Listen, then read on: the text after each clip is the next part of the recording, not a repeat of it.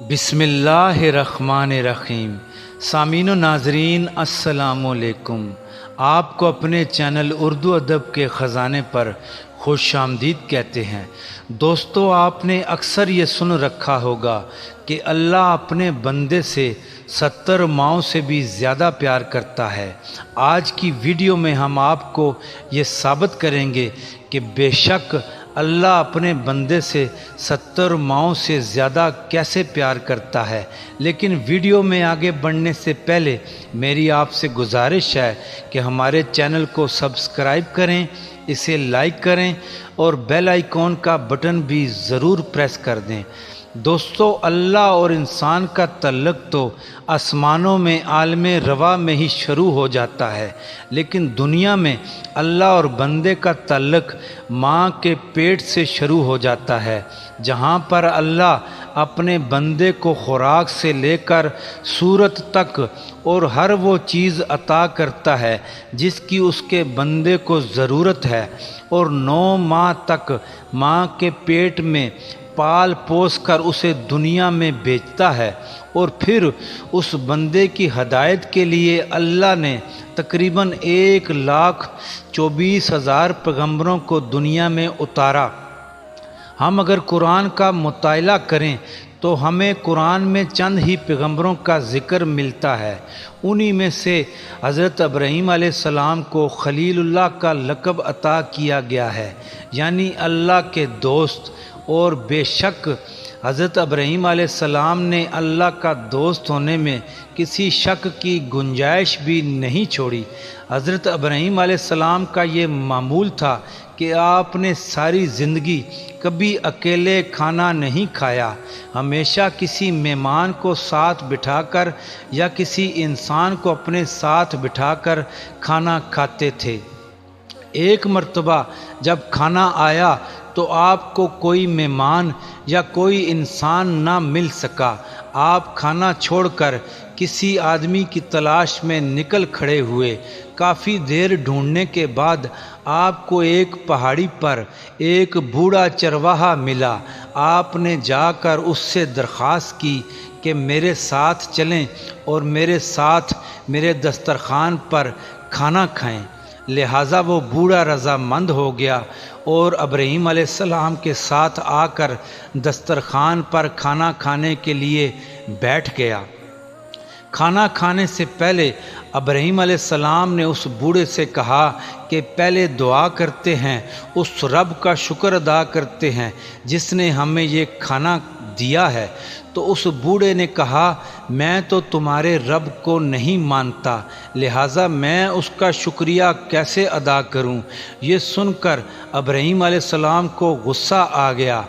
आपने उस बूढ़े से कहा, जिस रब ने ये खाना दिया है उसका शुक्र तो अदा करना होगा, वरना आप मेरे साथ ये खाना नहीं खा सकते। ये कहकर आपने बूढ़े के आगे से खाना उठा लिया और उसे जाने का कह दिया। वो बूढ़ा चुपचाप उठकर चला गया।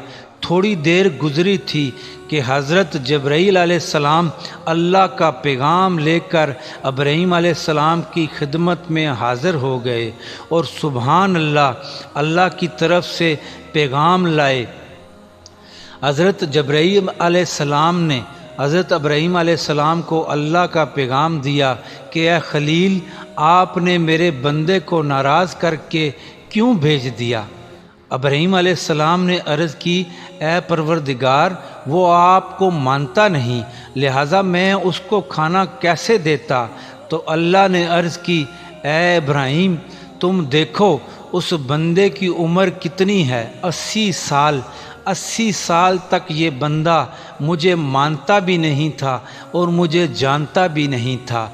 मैंने उसे खाना और हर वो चीज़ अता की है, और आज मेरा ये बंदा तुम्हारे पास एक वक्त का खाना खाने के लिए आया और तुमने इनकार कर दिया और उसे उठाकर भेज दिया।